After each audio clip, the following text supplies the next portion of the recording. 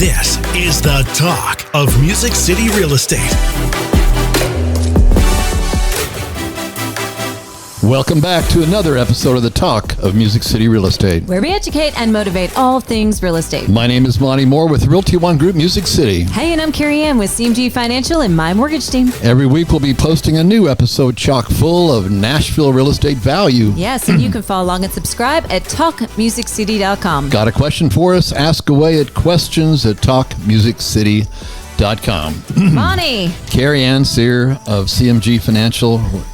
So good to see your smile. So good to see you, yes. And look who's in the house today with us, Mr. Midtown himself, Mr. Chris Corriveau. Woo-hoo. Chris, thank you for joining us today. Looking forward to this. There's some really super topics here, man. Guys, I always love being a part of the show. It gives so much good information, and I just appreciate the invite to come back on. Yes, it's been a minute. It has been. And we're just glad that you're available today, because I think we're going to uncover some important topics here that everybody needs to be reminded of, maybe, or certainly know about. And Chris, let me just say this before we get started. I just want to say that, as you know, I'm super cynical when it comes to title companies. Okay, I shouldn't say cynical, but I'm really? Cautious. I'm very cautious. Thankful of that, by the way. I'm very cautious. And as you probably all maybe not remember, because it's been several years now, but I used you guys, I don't know, multiple times though before I ever endorsed you to come to work in our office, and so forth, because obviously we only have one reputation. I know you guard yours, I guard mine, CareyAnn certainly guards hers. But I also know we're only as good as those people we surround ourselves with. So it's been a real pleasure, and I highly endorse Midtown Title for all the reasons above. In my experience of closing on over 3,000 homes in my career, I stopped counting about 5 or 6 years ago, just to be honest, because 3,000 is over my head and let alone everybody else's heads. But and it ages me, I think. And why did it take so long to get $1 billion? Well, it's because back then those caves weren't that expensive, Right. Average sale price is $64,000. But I do want you to know that I want everybody to know the last thing that people remember is that last experience around this closing table. We use this table right here a lot. And no matter how much you've bled for them, no matter how much you've poured your heart out, maybe how many refrigerators you bought for them, the last experience is what they gauge many times that relationship with their real estate professional. And so try Midtown. You'll be glad you did. I don't use anybody else, just to be straight up.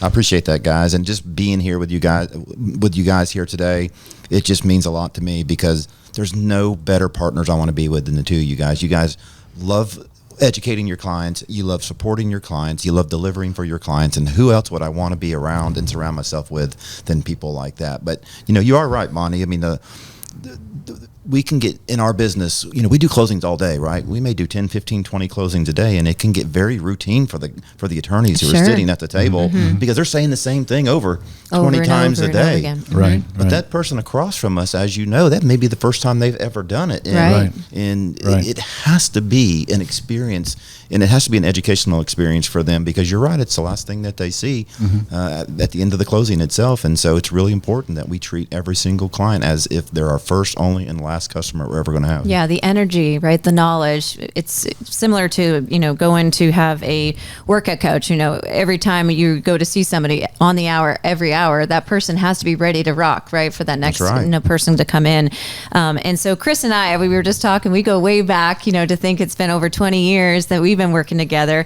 And just right out of grade school? We're still going strong. And I love that there are some true professionals that are super passionate about our craft. And I think each one of us taken a really strong importance and just being very intentional and purposeful within our craft and the lane that we chose, and you have built a great career. You have surrounded yourselves with some amazing talent within all of the companies that you represent. And Midtown has really made a difference. And you're so true. The ending, right, of the transaction, title, lending, real estate, we all have to come together, because it takes a true village to pull off a very successful closing.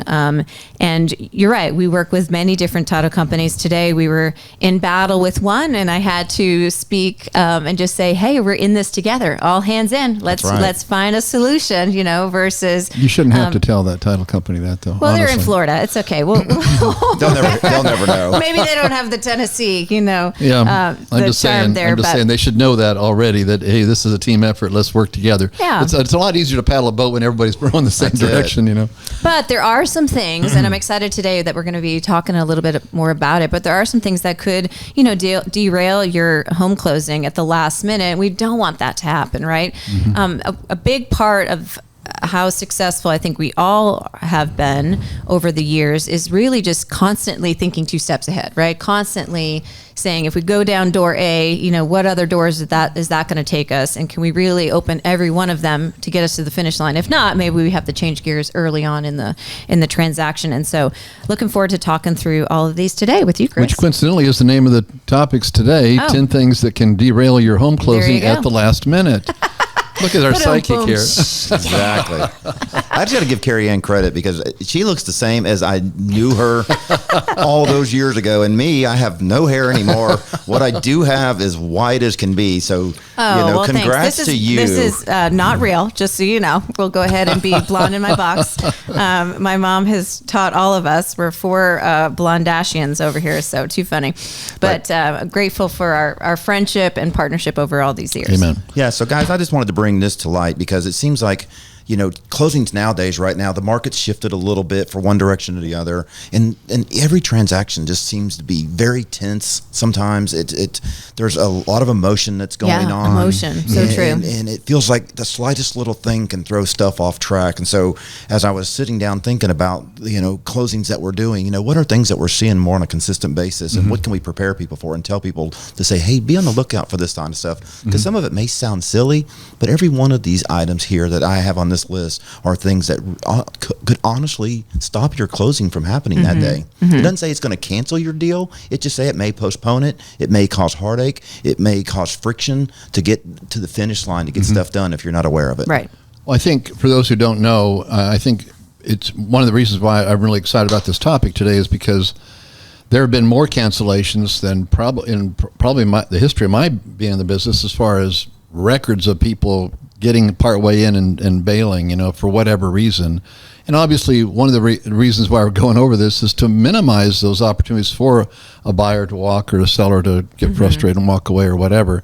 I don't think the market has ever been any more vulnerable than it is now. Buyers are walking into the deal hesitant. Well, let's make sure they've got all their have-tos in place. It's hard enough with keeping the psyche sometimes moving forward. So yeah, and I can tell you, we get calls every single day from realtors or buyers or sellers who are going, hey, my client A wants to terminate or back out of this.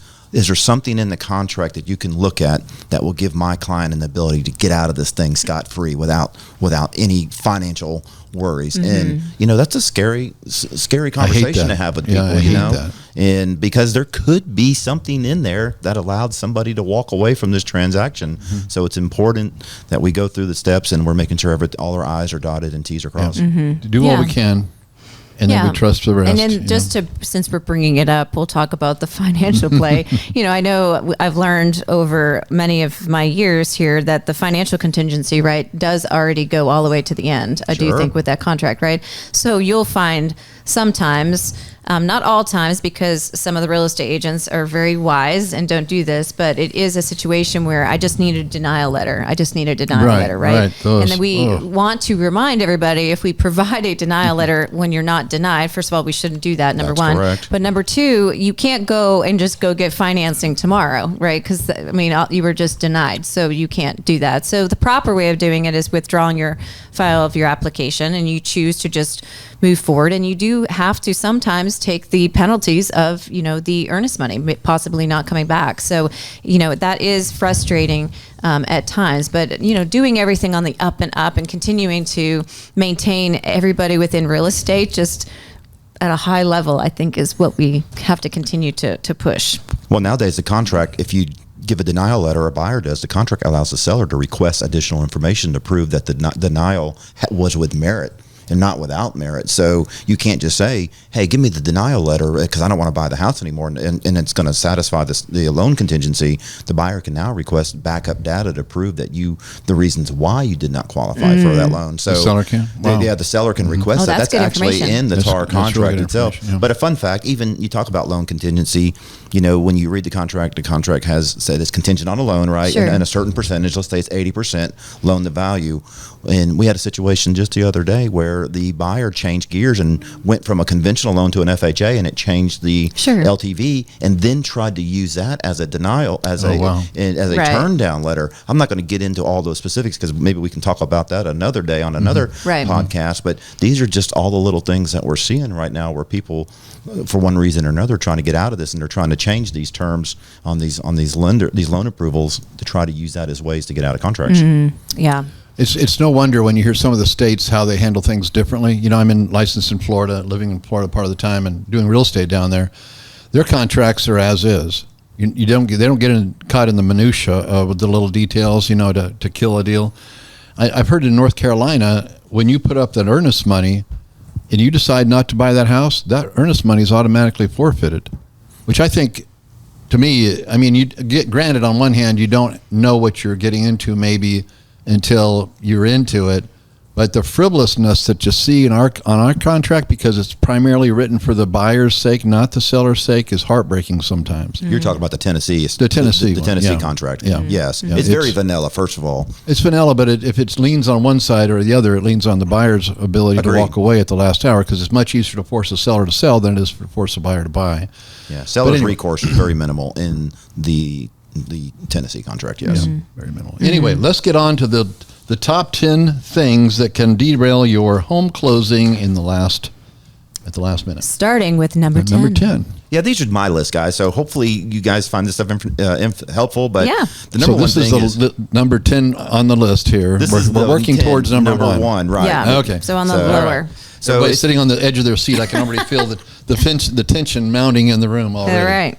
So I've picked them for both buyers and sellers both. So we're going to combine the list. So number 10 is not having all your personal items removed from the property on the date of closing. So leaving furniture, debris, personal belongings behind can actually violate the contract and cause disputes for escrow holdbacks.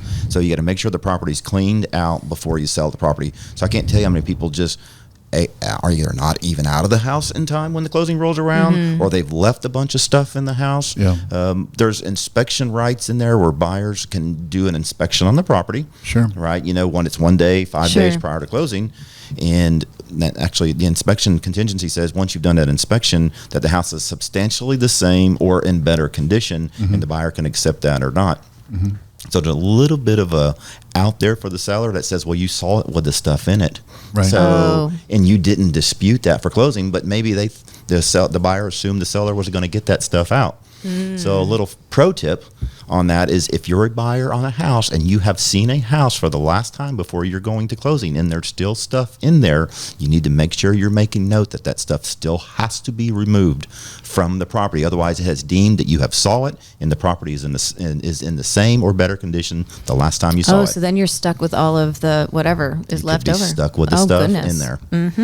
So that's a little bit of a pro tip. But if you're a seller, just get the stuff out that you're supposed to get out. Yeah. If you're a buyer, you need to make sure you're doing that walkthrough and then making sure the stuff's out. I think starting with the education piece, as much as you and I know that the contract is a serious item, I feel like some of the buyers that cross my desk and even conversation with the seller, I hear a lot of that. And I'm like, no, there's a date here. We're trying to back into this date, right? We need to get on it. We need to, continue to move in a forward direction. So just a friendly reminder, and many of you are, but just making sure they understand that this is a serious document, right? That this is a legal document. We're not playing around here, and I just find it interesting, some of the conversations that I'm being held with, and I'm just trying to get us to the finish line, with that. And CareyAnn, I think you bring up a good point. It comes down to managing expectations or not, or failing to, and just expecting the consumer to understand the importance of these timelines and so forth, and not checking and finding out the day before closing they haven't even started packing yet, or this kind of stuff. I've seen all these things over the years, and they're just going to have to understand, my husband was sick, or all this stuff. They're losing sight of just how big of a challenge this is now created. But part of it starts with communicating ahead of time, making sure they've got that mover lined up, making sure they've got the boxes they need, whatever. I know that it can get into the minutia of having to manage people's lives, but if you're not reminding them regularly, you might be part of the reason why you're having a challenge at the table, because you could have made maybe more phone calls or dropped by or advised a better mover or whatever the situation is. And then the flip side, right? The seller is, moving in a forward direction, but the buyer's dragging their feet, right? It takes two to tango here within this, contract. I think the other thing too, Monte, is, we speak the language every day. We live it every single day. So it's just the way of life for us, right? Where we just assume right? So taking the time to slow to speed, I think is always a good thing with every buyer, and reminding, even though they have bought multiple houses, just a friendly reminder, and bringing everybody up to course with what we're doing. So what's number 9? Well, number 9 kind of goes hand in hand with 10, doesn't it? Yeah, it does. A misunderstanding of which items actually stay at the property. Yeah, what does stay? My curtains stay? Do the curtains stay? Window coverings. They do? Depends on what the contract says. Well, it does, but if there's nothing else is stated about the curtains, they stay. Okay. Unless there's a caveat to say they don't.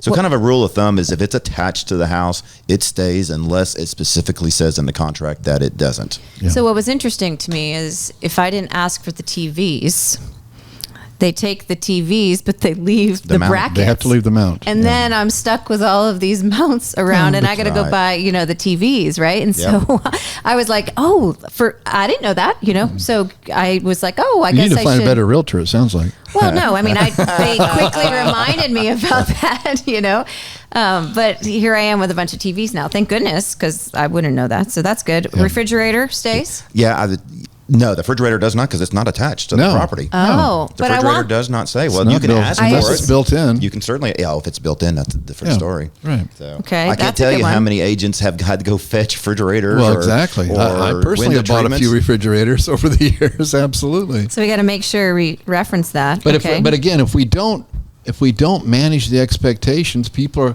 What do you mean I got to leave my curtains? My grandmother made those curtains. That kind of stuff goes on. If you don't, that's why it's really important when you're listing a property. If it doesn't remain, it's best to if they're in love with that chandelier, get rid of it ahead of time and put it, just replace it with something else. Then you don't get into the battle of over a chandelier or over a refrigerator or whatever. We did battle over the lights over the pool table. I wanted those, and I got them. Another pro tip here too, guys. I'm trying to give them where I can. If you're a buyer and you're looking at the house that's listed and you're going to buy it, and it comes with personal property, refrigerators, washer, dryers, take pictures of what's in there. Because if not, I have seen sellers swap them. I have too. For lesser quality, lesser grade. The garage, the beer refrigerator. So suddenly, that was white is suddenly in the all, It's got dents in it, and it came from some yard sale down the road. So take your pictures if you are acquiring personal property, and so you can make sure that what is left in the house is exactly what you thought you were supposed to get. Right. Yeah. Right. The other thing is if you do ask for certain goods in the house, make sure there's no value attached to it. If you're getting financing. So that's another piece of that. Yeah. All right, number 8. Yeah, so forgetting to notify your lender or title company that you're going to be out of town for closing. Imagine that. It seems so simple, but it happens all the time when it comes down to the day of closing. And they're like, I'm going to be out of town that day. Right. I'm on vacation then. Or I need a mail away. Or, like, have we not been talking about this for the last 30, 45 days? Right. Oh, I forgot about it. Okay, and you can't want it more than they do, and that's the frustration of it all. But you're absolutely right. Yeah, I've seen that happen too. And keep in mind, if you do need to do a mail away or different scenarios, the CD has to be sent early enough to allow for different timing to happen. Right. So I just was dealing with that today with the TRID issue because they wanted to close on a Thursday and they're not going to be around on a Friday, but TRI's forcing a Friday close, so. I mean, we can work within those parameters, okay? But we just have to know, and we have to schedule. Right, we can send mobile notaries to people. We've sent them to resorts. We've sent them to funeral homes. We sent them to airports, and there's a lot of ways. In some instances, you can do some remote online electronic notary stuff. We now do those now too. Yeah, which is good for some certain programs allow for them. Some programs that allow. So there are mechanisms that, because we understand that people do travel, and there are some avenues to get it done, but you have to tell us in enough time so we can get everything prepared. Because if we don't know, if CareyAnn doesn't know, then she has not got her required documents out like she's supposed to, that the law requires, then that may postpone us too, because she has strict rules she has to follow. She can't just say, okay, I'm not going to follow the rules. Yeah. And by the way, Columbus sailed the Ocean Blue yesterday, so that means there was a holiday. And so all of a sudden we wake up and it's a holiday, and we're all just still working, and we forget that you can't wire money that day. That's right. And everything gets pushed that day, and that's just a dead day when it comes to real estate. So knowing your holidays too, your federal holidays, is important.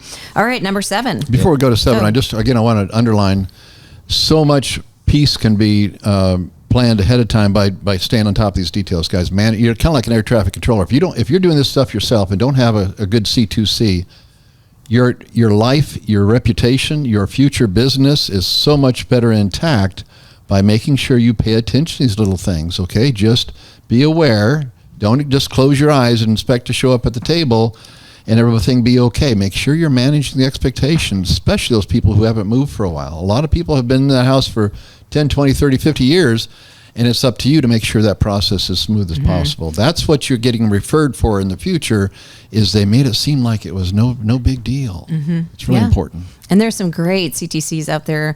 We're getting hammer dialed on multiple phone calls, checking in, has this been done? Has this been done? That kind of thing. And I as much as we don't need all the phone calls, I think it's great that somebody is staying on top of it for everybody. So we know people have to go out of town. They travel for work, pleasure, business. Just let us know, and we'll do everything we can to accommodate those requests. All right, and number if you're 7 in Hawaii or somewhere, maybe Monte or I will come out there personally and That's do right. the closing. I'm not. That is too far away for me.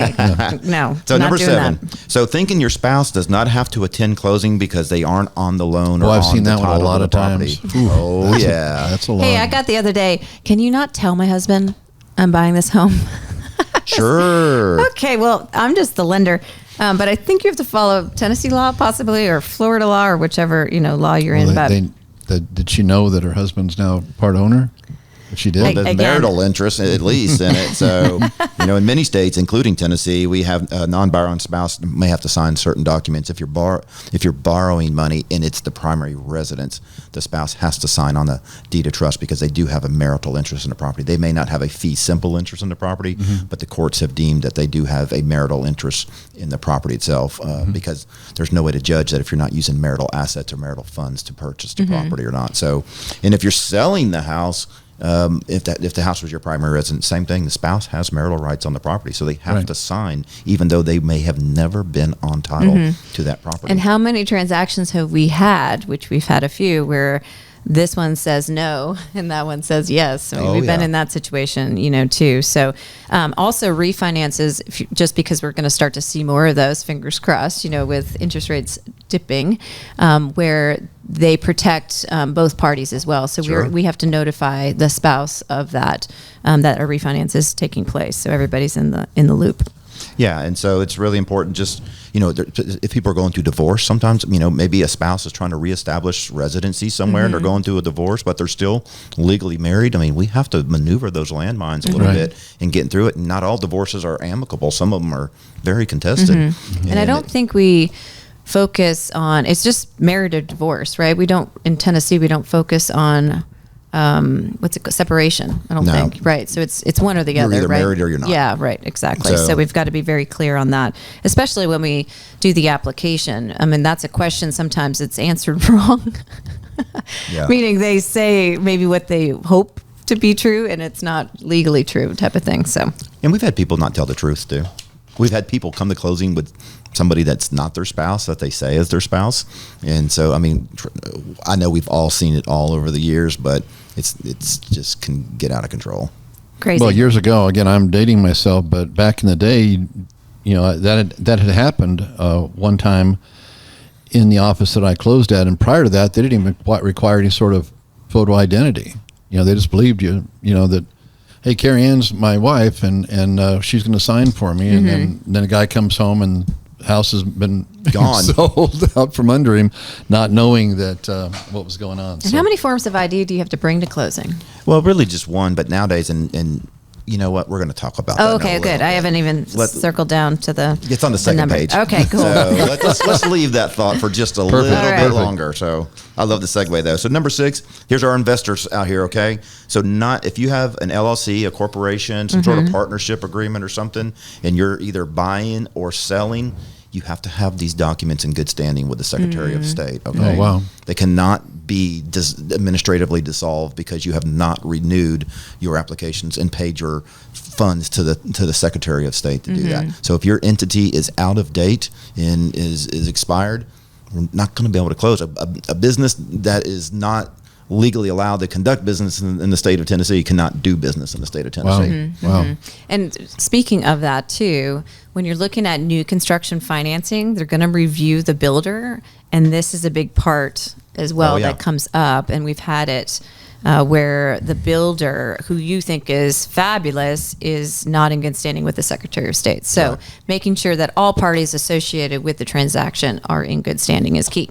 It's a requirement for it to be done because a business not in good standing just cannot conduct business. A side conversation, it can conduct business if it's the last item it's doing to wrap up its affairs, but we have to have proof that that it's last one, its last active business and it's wrapped up affairs. You can't have 10 houses for sale and your entity not be in good standing and say, well, I'm wrapping up affairs. No, you're not. You're still conducting business at this point. But if it's this last asset, like we see some people who buy rental properties and put it in a LLC right away, and it may be the only thing that they have, and they just let it expire and not be in good standing, and they go to sell it. Sometimes we can work around that, but we have to get all the facts, do some investigative work to determine exactly if they are need to be in good standing or not. But 95% of the time, to probably close to 99% of the time, you have to be in good standing. That's a good one.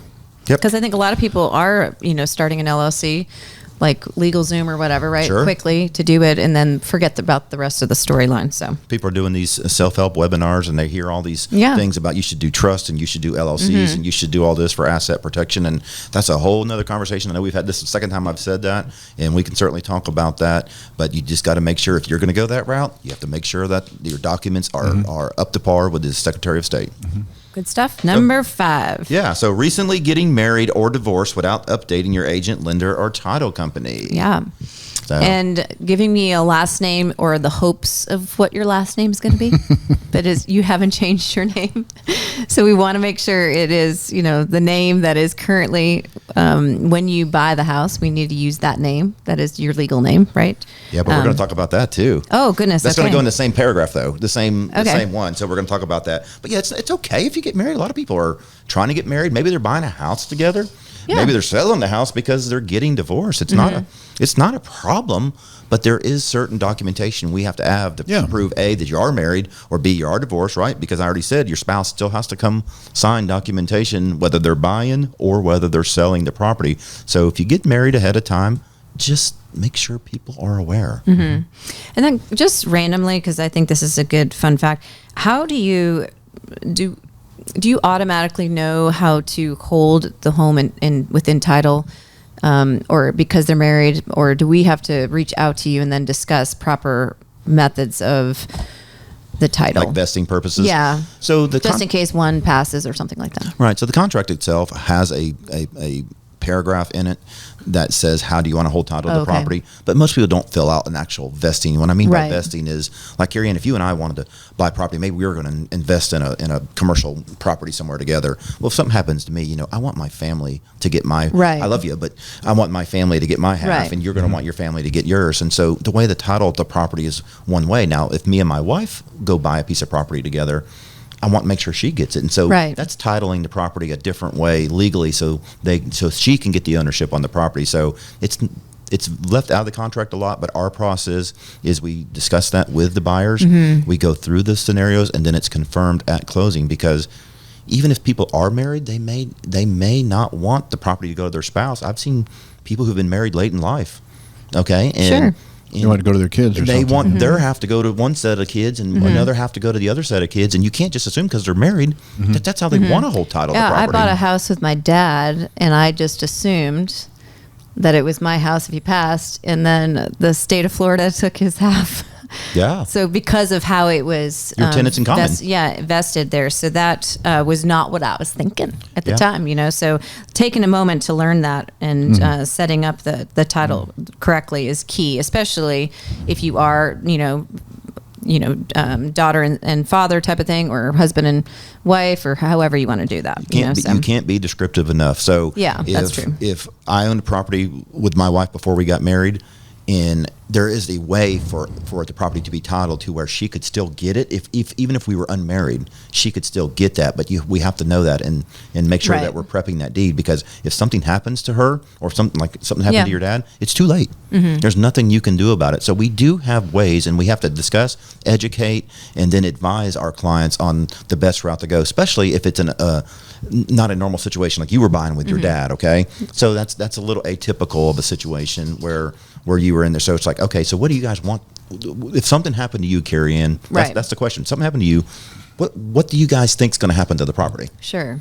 And then we're able to kind of snuff that stuff out and make sure that we're getting the property titled correctly on the front end. Now, if people are unmarried and they buy property, and they eventually get married after they buy, we can always do an additional quitclaim deed after closing and then convert the property to a husband and wife status. It's not very much to do it. It's pretty cheap to do it, and it doesn't affect anything with the loan. It just basically changes the legal ownership of the property, because the law sees husband and wife as one entity. And if you're no longer husband and wife, a judge would tell you what you're going to get. Right. But that says it's the marriage would own 100% of the house. Yeah, and that went to the estate, right? And then we have 4 siblings, right? So then it was supposed to be divided, but they were kind enough to give it back. So yeah, I mean, that's good information to talk about early on after, something does happen. So number 4. Yeah, this one usually happens when it's really, really late in the process, and it's super, super, super unfortunate. It's having your bank accounts in another state. Yeah. Okay. So an inability to wire funds remotely.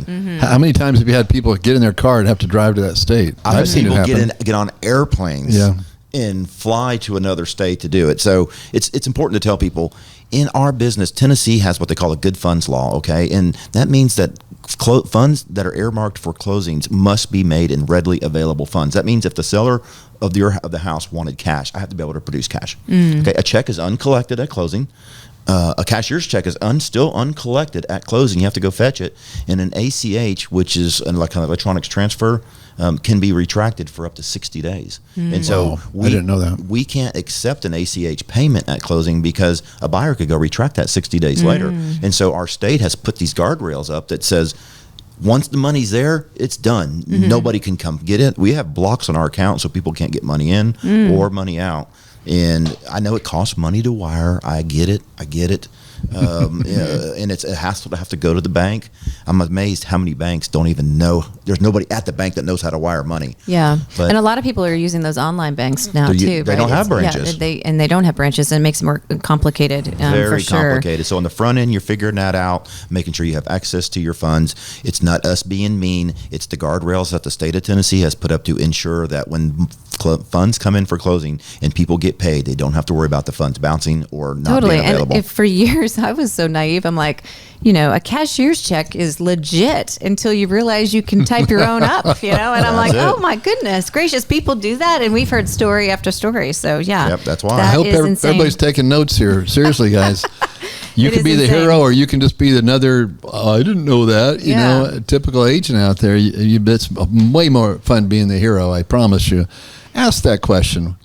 So, are you guys? I know moved from wherever. Do you have banking here in this state? And I think lenders too. Adding that to our scripting, I think is really important, because our goal, right, is just to get the loan approved.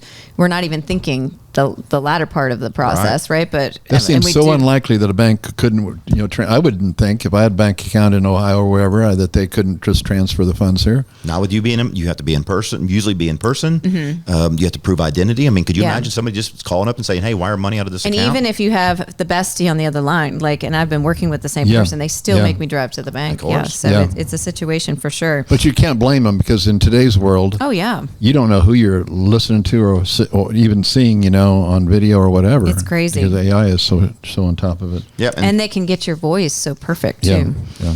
And number 3. And this kind of falls in line with number 3. So it talks about what you talked about, CareyAnn, earlier about people changing their names. It's going to talk about fraud, and that's having either an expired driver's license or a name mismatched on your ID. Right. Okay. We have to know who you are. Okay. We have to know that you have valid ID. Why? Because we're dealing with lots of money, and where the fraud, we get so tone deaf to the fraud, okay? But it's real. It happens every day. All of us sitting at this table, we are targets every single day in our business. I always tell the joke to people, why do people rob banks? It's because that's where the money's at. Why are we targeted? Because we're moving money at a very fast pace. We're dealing with people who are stressed, high level, trying to do 1,000 things at one time, and there are bad actors out there trying to do it. Like you said earlier, back in the day, people would come to closing and say, this is my spouse, and nobody would check their ID. They would sign, come home, and the house was in somebody else's name. Number one, you get married, the name doesn't match anymore. It doesn't match your loan applications. Right. Nothing matches. We're notaries. We have to notarize documents saying that we witnessed you sign those documents. Title insurance itself, which is what we ultimately issue, protects buyers and sellers against fraud.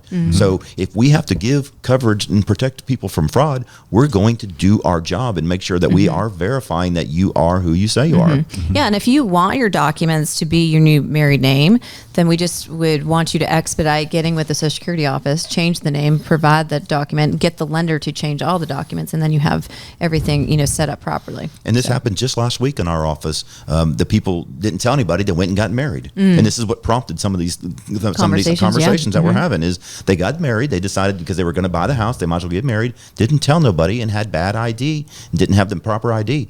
Guess what? We sent them to the DMV on the day of closing. I can't believe they came back an hour and a half later. I was like, I'm not going to see them for a week. But they came back in an hour and a half with a valid ID and a marriage license, and we had to go to the lender, and we had to get all the loan documents updated, and you get valid ID to do it. But if fraud is just rampant in our business, and we have fraud platforms that you have to go through the Verify ID now, and it's just the world we live in. I wish we didn't live in a world where there's bad actors, but we do. We actually was just talking about it earlier today that every file, every individual gets semi-audited. It's called Loan Safe within our organization if you get financing, and there's a fraud score on that. I didn't realize, right? And so if that fraud score is over a certain percentage, eyeballs are looking into that file in more depth, right? Maybe it's your employer, maybe it's you, maybe it's this or that. So yeah, fraud is the conversation, at hand, and that we have to continue to look at it. You don't do it, I don't do it, but people do it. And we have to be double checking. People go to classes to learn how to better fraud people. It's just unbelievable. To fraud people, to fraud people. If they'd use their power for good, can you imagine the world? Well, even us. I'm seeing pay stubs that are Spring Hill spelled wrong and different things. Meaning we have to be very, very just alert all the time because you just never know. So, what's the average sales price in town, Monty? 400 and something thousand. Well, here in Williamson's a little Franklin, different. it's like $1 million. So, CareyAnn's lending $1 million on a piece of property, okay? And we're ensuring that fraud, that the people who are signing are those people.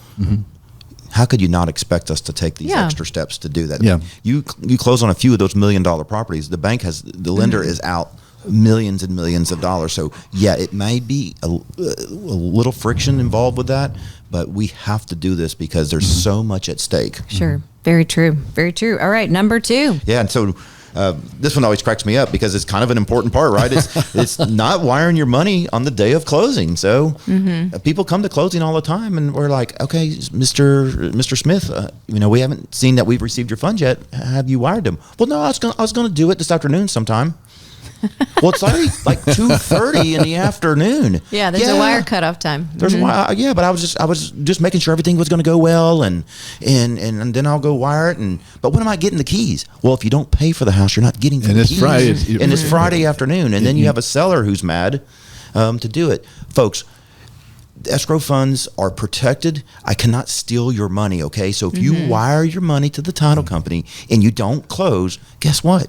You get it back. You know, you have to do that. You have to perform. The contract requires you to perform. And one of the biggest items on there is you got to pay for the house. And what's so hard too is that multi-level, you know, the domino effect. That's what right? I was thinking. Like that was the thing that's so frustrating. The chain event. People don't think beyond their own little needs. They're forgetting about the house, the seller of the house, and the seller of that house, and the buyer of that house, and so forth. You know, even all with the financing, right? I mean, let's say financing fell apart, but that buyer needed that, or excuse me, that seller needed that buyer to buy that home so they could become a buyer on the next transaction. Exactly. We just recently had that happen this past week, and I'm lucky that we were able to create a miracle and get that one from a no to a yes, and that transaction, the domino effect is saved. But you're right. I mean, I will tell you too, you can encourage your lender to pre-fund the loans so money can get out the day before.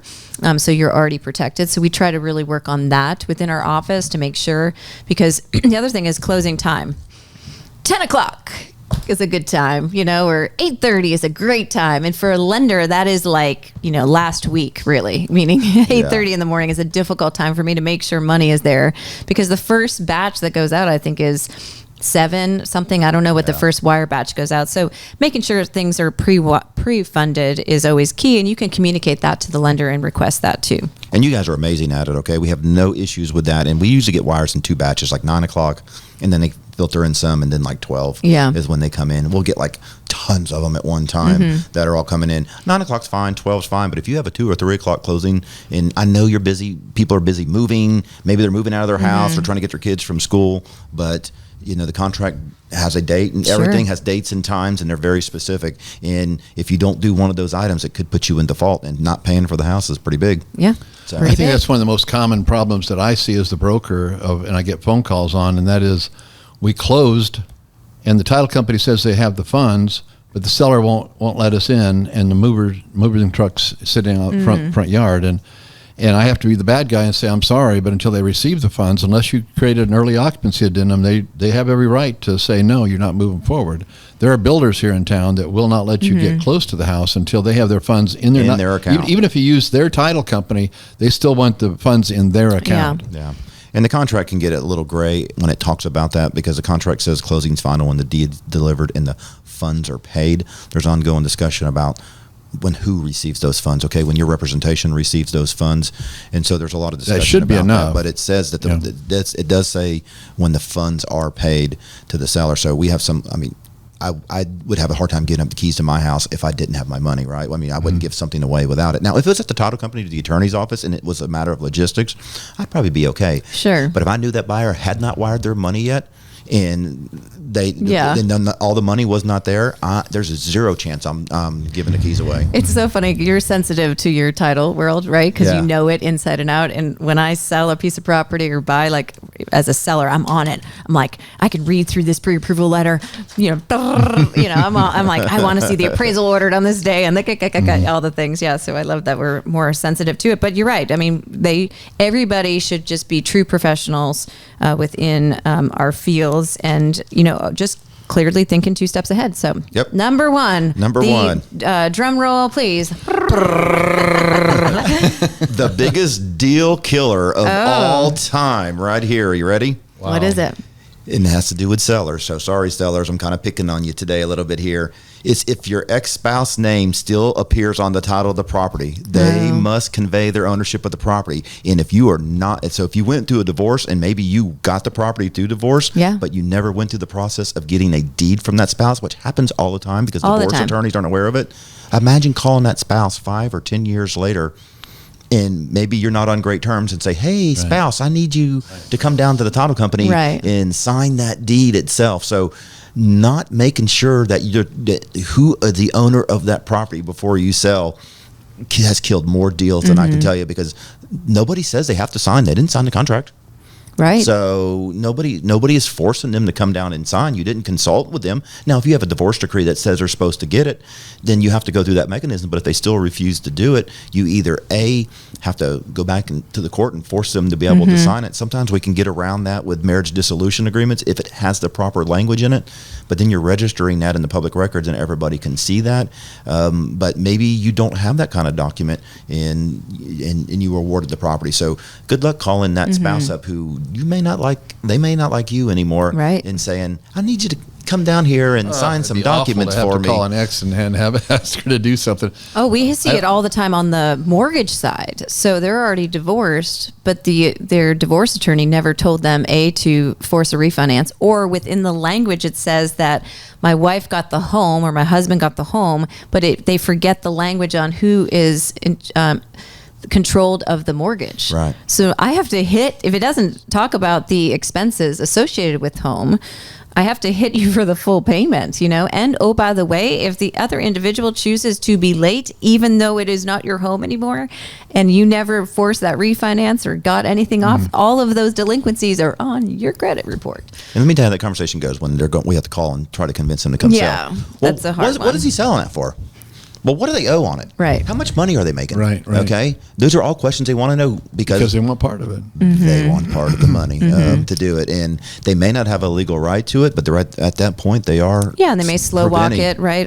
Or force another attorney, discussion for sure. So if you've been part of it. Yeah, so if you owned the property with a spouse and you have since been divorced, now you're trying to sell the property, before you go to list, make sure you mention that to your real estate agent, or maybe you're looking to buy a house, mention that to your lender, so we can get in and do a quick dive and just make sure that everything is what it needs to be. Because and the agent themselves, right, can go on CRS, the tax records, I would think, right, and just first see who's currently on the deed. And if you're only talking to one and you see two people on the deed, that should be initial conversation too. Should be, but it doesn't always happen that way. But little things you forget, right? And there's tools out there that allow us to be more successful for sure. So what are some pro tips? It only takes one of these problems. Yeah.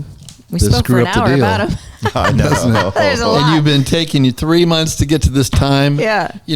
Finally you're in place, and one misstep, one little thing. Oh my. Can hit you up. Good Lord. And you'll wonder why we make what we do when we do make something. It's because we earn every dollar that we make. Sure. Okay, just for the record there. Chris, it's been a real pleasure to have you here, brother. Yeah, thank you. This is golden information, guys. It really Please is. don't poo-poo this. Is so important.